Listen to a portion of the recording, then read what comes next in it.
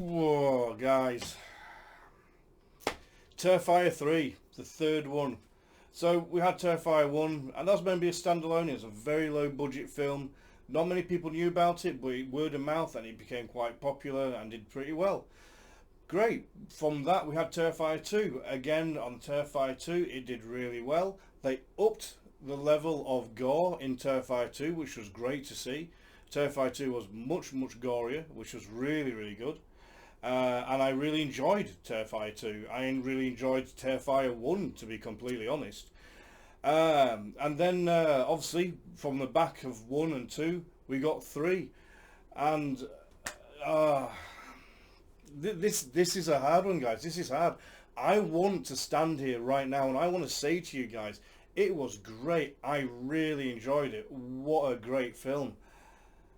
I'm not able to. I cannot bring myself to say that.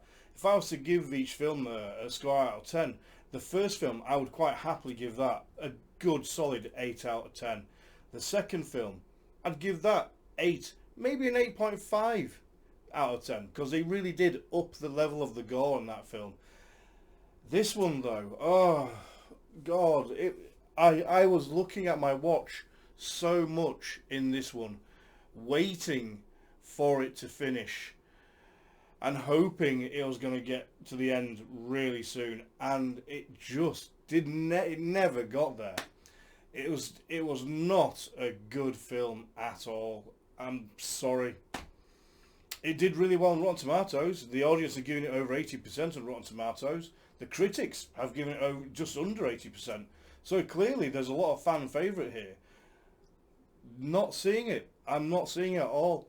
Now, there may be other reviews that are saying this is a great film, it's really gory. Again, guys, the gore wasn't there for me.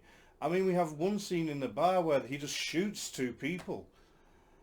Well, that's not gory. That's just kind of normal Hollywood murder scenes. There wasn't anything super grotesque. And I'm going into this film thinking it's going to be great. It's going to be better than the first 2. They're going to up the level of gore again for the third one, because I've heard things like over here people saying, oh, the people throwing up in the cinema, and over here that people are having to leave because it's so gory, it's so sickening. And I'm thinking, well, this has got to be really good. What am I walking into? What am I going to see in this third of the franchise, where we've had number 2, and that was taken to the limit. That was some of the scenes in that I thought were almost too gory to show. And if I'm hearing these things left, right and centre about all this gore and that sort of thing, I'm thinking, well, it's got to be even more gory than the first 2, or definitely than the second one. And I'm looking for the gore right now, and I'm not finding it. The film was slow. It took a long time to get anywhere or for anything to happen. We go back again to the last 2 people from the previous film, Sienna and her brother Jonathan. And Jonathan is barely in this film this time, where he was one of the main aspects of it, running around scared as a little child. This time, he's barely in the film. We see him a little bit when he's in college, because there's going to be a build-up kill scene from there where his dorm buddy, Cole, has this girlfriend called Mia, and she's basically with Cole because she's trying to get an interview with Jonathan, because she's really into this Terrifier gore thing. And unfortunately for her, Cole has no interest. And there's a good scene where the Terrifier's just outside their dorm. They don't know it. And Mia's saying to her boyfriend Cole, "Oh, I want to know what he smells like." And he's like, and he's like, "I want to know what his breath feels like when it's next to your neck." And he's like, and it's a bit of levity. That was a good scene. It was funny. It made me laugh a little bit. I did chuckle. That was one of the better scenes, and it was only 10 seconds. The gore at the start wasn't too bad. It was a bit bland, basically an axe murder. I've seen that in the Amityville Horrors many times, so there's nothing new there. Nothing new like we had in Terrifier 2, where there was new things that I'd never seen. Nothing like that. The second lot killing well, it was just two guards that stumbled across the Terrifier in a like a zombified, catatonic state where he's hibernating, for lack of a better term. And he's got cobwebs over him because he's been there that long. And the Terrifier's girlfriend, the one with the disfigured face from the second film, she is in the bathtub and slits her wrist. So, but she's not dead. So I'm assuming now that they're both demons because neither of them can die. The Terrifier's head was cut off, and he just got put back on. But that made no sense in itself because we see one scene where they're trying to use a different head, and then we see another scene where it's with his girlfriend, and the head's there. So it's a little confusing. It's not been very well written this time round. It feels like there's a different writer. It feels like they're going to try and do some different things, but then forgot to edit it properly to put everything in line. We now know that they are, in fact, actually demons, so they can't be killed. But apparently Sienna is actually the chosen one, and with her sword, she can actually kill these things. It's a long, long wait to get to the end of this film, to the final scene of this film, where Sienna basically, again, not just fighting the Terrifier, but also fighting his girlfriend. And that's it. They fight, and it's very lackluster. It's not very exciting. She just cut the head off the Terrifier's girlfriend, and the blood oozes out of the body, and it then opens a vortex to the demon dimension where Sienna's nephew and niece falls in, and is about to fall into the demon dimension.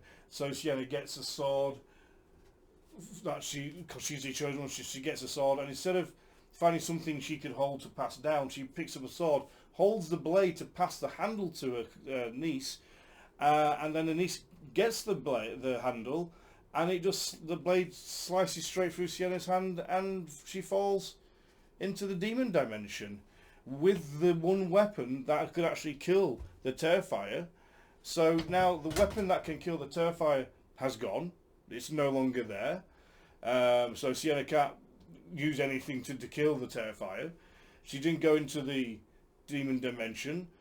We just see her looking down at her hands with big cuts on them, and the hands just heal back up again. And that's it. That's the end of the film. I don't know who wrote this. I don't know why. They clearly have no interest in the franchise.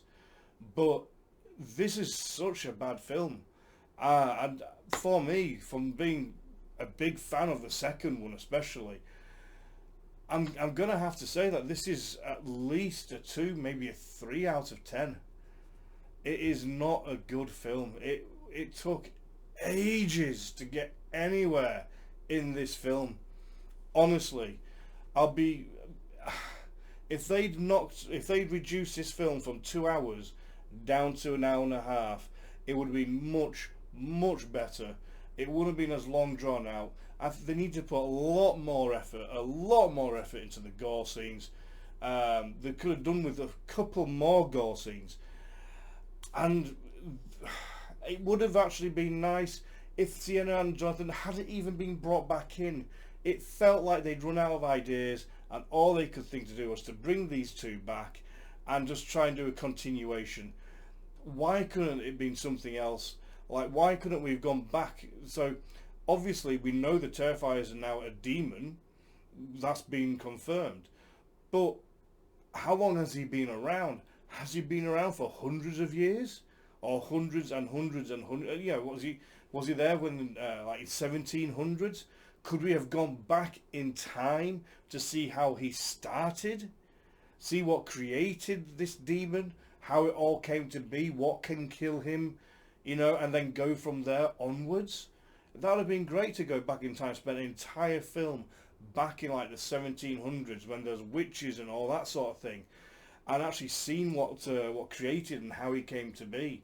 It would have been wonderful to see that. Was he actually a human being that was insane and evil first, like a bit like Freddy Krueger in Nightmare on Elm Street? or was he just a crazy person? Who knows? Um, was he traditionally a French clown with the makeup and that sort of thing? But then that changed from being a French clown or mime to what we have now, because he could have been a mime. Mimes wear white face paint. They don't talk. We never hear we never hear him speak or say anything. So he could have been a mime from the 17th century that's gone evil or got possessed. But again, yeah, this film disappointed in almost every single way. The plot was thin, the writing was poor, the film was dull, the gore wasn't really gory at all. And I'm afraid this is a 3 out of 10 for me, guys. It really is. Let me know, have you seen the Terrifier 1, 2, and have you seen the third one? If you have, put your comments. What do you lot think about this film? I want to know what your thoughts are. So put your thoughts down below. Let me know who's seen this, and let me know what you guys think. I'm done. I can't watch this anymore. I'm going.